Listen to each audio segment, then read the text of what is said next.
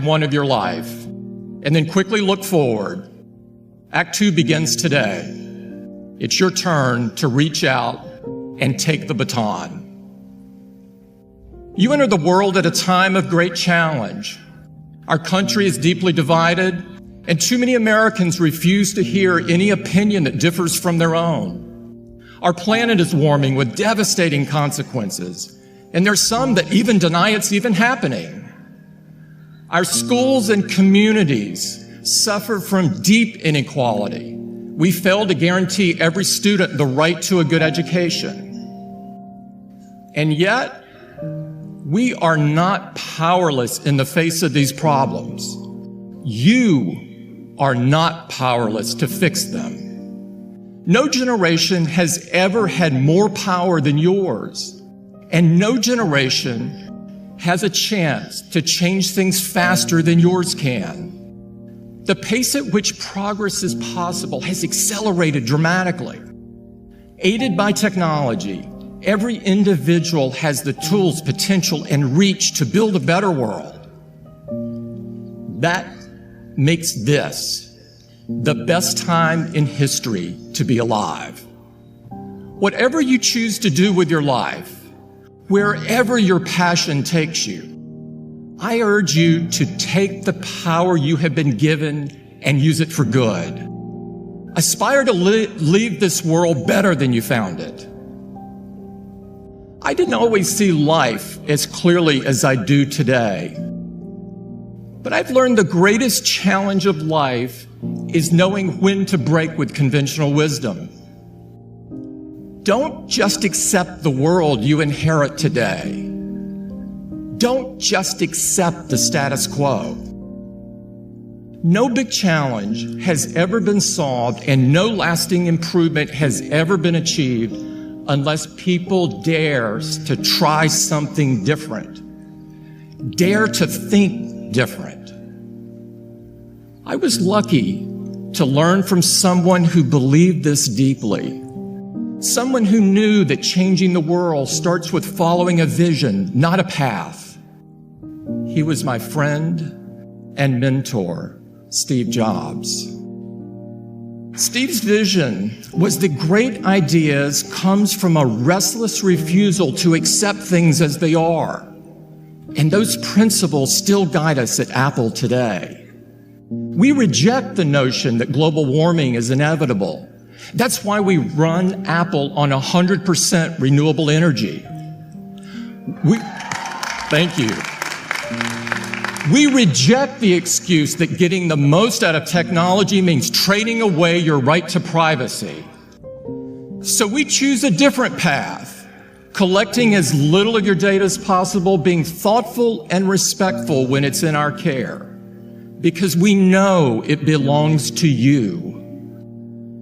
In every way, at every turn, the question we ask ourselves is not what can we do, but what should we do? Because Steve taught us that's how change happens. And from him, I learned to never be content with the way that things are.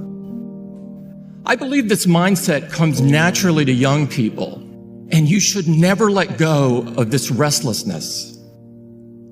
So today's ceremony isn't just about presenting you with a degree.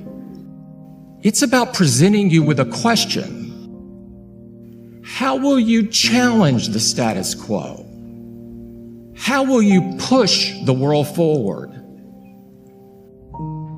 When you look across this country and when you see people's lives held back by discrimination and poverty, when you see injustice and inequality, you should be the last people to accept things as they are. Whatever path you've chosen, be it medicine or business, engineering or the humanities, whatever drives your passion, be the last to accept the notion that the world you inherit cannot be improved. Be the last to accept the excuse that says that's just how things are done here. You should be the last people to accept it, and you should be the first to change it. The world-class education you've received, that you've worked so hard for, gives you opportunities that few people have. You are uniquely qualified and therefore uniquely responsible to build a better way forward. That won't be easy. It will require great courage. But that courage will not only help you live your life to the fullest, it will empower you to transform the lives of others. Last month, I was in Birmingham to mark the 50th anniversary of Dr. King's assassination. And I had the incredible privilege of spending time with women and men who marched and worked alongside him. Many of them were younger at the time than you are now. They told me when they defied their parents and joined the sit-ins and the boycotts, when they faced the police dogs and the fire hoses, they were risking everything they had, becoming foot soldiers for justice without a second thought. Because they knew that change had to come. Because they believed so deeply in the cause of justice. Because they knew even all the adversity that they had faced, they had the chance to build something better for the next generation. We can all learn from their example. If you hope to change the world, you must find your fearlessness. Fearlessness means taking the first step, even if you don't know where it will take you. It means being driven by a higher purpose rather than by applause. It means knowing that you reveal your character when you stand apart more than when you stand with the crowd. If you step up without fear of failure, if you talk and listen to each other without fear of rejection, if you act with decency and kindness even when no one is looking, even if it seems small or inconsequential, trust me, the rest will fall into place. More importantly, you'll be able to tackle the big things when they come your way. It's in those truly trying moments that the fearless inspire us. Fearless, like the women who say, "Me too," and "Time's up." Women who cast light into dark places and move us to a more just and equal future. Fearless, like those who fight for the rights of immigrants, who understand that our only hopeful future is one that embraces all who want to contribute. Be fearless.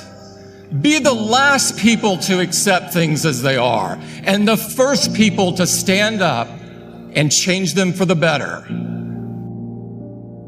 In 1964, Martin Luther King Jr. gave a speech at Page Auditorium to an overflow crowd. Students who couldn't get a seat listened from outside on the lawn. Dr. King warned them that someday we would all have to atone not only for the words and actions of the bad people, but for the appalling silence and indifference of the good people who sit around and say, "Wait on time."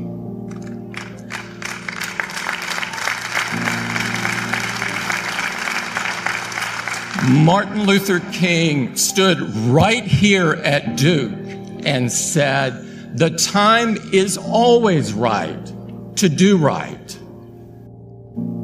For you, that time is now. It will always be now. It's time to add your brick to the path of progress. It's time for all of us to move forward. And it's time for you to lead the way.